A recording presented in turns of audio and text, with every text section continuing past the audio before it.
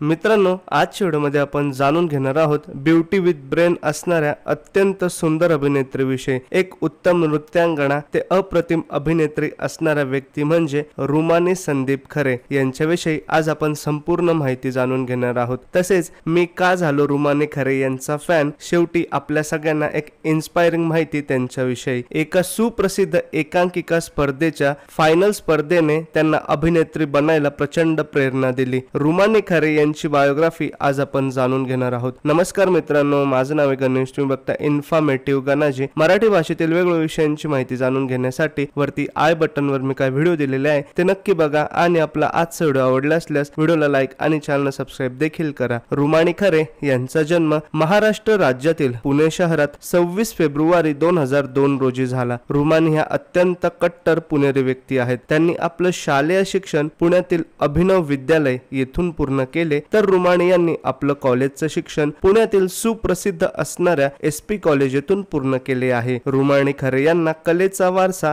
हा आपल्या घरातूनच मिळालेला आहे। रुमानी खरे यांचे वडील भारतातील एक सुप्रसिद्ध लेखक आणि कवी आहेत। त्यांचे भारतभर तसेच विदेशातही प्रचंड कार्यक्रम होतात। त्यांचं नाव संदीप खरे असे आहे। रुमानी यांना लहानपणापासूनच एक कलाकार कसा घडतो, कलाकार कसा बनतो या सर्व गोष्टींची जाणीव आणि या सर्व गोष्टी त्यांनी आपल्या वडिलांकडून बघितल्या होत्या, त्यामुळे या गोष्टी शिकायला त्यांना फार काळ वेळ लागला नाही। शाळेत असतानाच अनेक शालेय बालनाट्य स्पर्धांमध्ये रुमानीने भाग घेतलेले आहे। रुमानी यांच्या आईचे नाव सोनिया खरे असे असून त्या एक गृहिणी म्हणून काम करतात। रुमानी खरे यांनी ज्या वेळेस शाळेत होत्या त्याच वेळेत त्यांना चित्रपटात काम करायची संधी भेटली। मराठी चित्रपट सृष्टीत त्यांचं पदार्पण शाळेत असतानाच झालेलं होतं। 2012 साली आलेला चिंटू या चित्रपटातून रुमानी खरे यांनी मराठी चित्रपट सृष्टीत पदार्पण केले। त्यात त्यांनी नेहा ही भूमिका साकारली होती, जी प्रेक्षकांना प्रचंड आवडली देखील होती। त्यानंतर 2013 सालीच चिंटू या चित्रपटाचा दुसरा भाग आला, चिंटू 2 खजिन्याची चित्रकथा। या चित्रपटात देखील रुमानी यांनी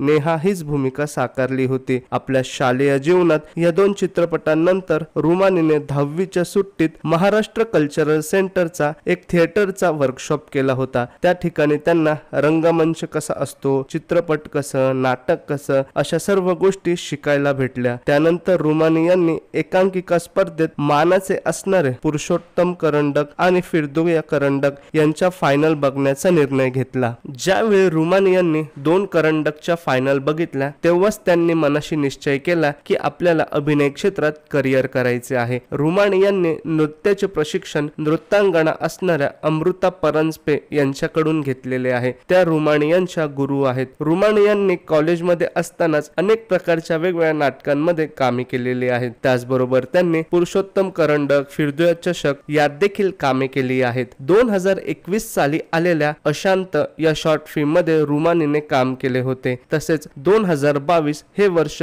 रुमानी यांच्यासाठी अत्यंत महत्त्वाचे ठरले। त्याचं कारण देखील काही खास होतं। 2022 साली आलेल्या झी मराठीवरील तू तेव्हा तशी या मालिकेतून रुमानी यांनी मालिका क्षेत्रात पदार्पण केले। या मालिकेत त्यांनी राधा ही भूमिका साकारली होती। याच मालिकेत स्वप्नील जोशी, त्याच पद्धतीने शिल्पा तुळसकर, अभिज्ञा भावे अशी तगडी स्टारकास्ट होती। त्यांच्याकडनं देखील रुमानी यांना खूप गोष्टी शिकायला भेटल्या। त्यांच्या राधा या भूमिकेने त्यांना महाराष्ट्रात एक वेगळी ओळख निर्माण करून दिली। रुमानी खरे यांनी अभिनयाच्या बरोबरच आपल्या अभ्यासाला देखील प्रचंड महत्त्व दिले। तू तेव्हा तशी मालिकेच्या शूटिंगच्या दरम्यान त्यांचे फायनल पेपर आले होते। त्यावेळेस ठाण्यावरून पुण्याला पेपर द्यायला यायचं, संध्याकाळी पुन्हा पुण्यावरून ठाण्याला जायचं, शूटिंग करायची आणि पुन्हा पुण्याला पेपरला यायचं आणि पुण्याला निघायचं। अशा वेगवेगळ्या प्रकारच्या गोष्टी त्यांनी आपल्या परीक्षेच्या दरम्यान केल्या। एवढा खतरनाक डेडिकेशन आपलं काम आणि आपलं शिक्षण या प्रती त्यांनी दाखवलं आणि त्याच ठिकाणी मी त्यांचा एक तगडा फॅन झालो। 2023 साली आलेल्या बहुचर्चित अशा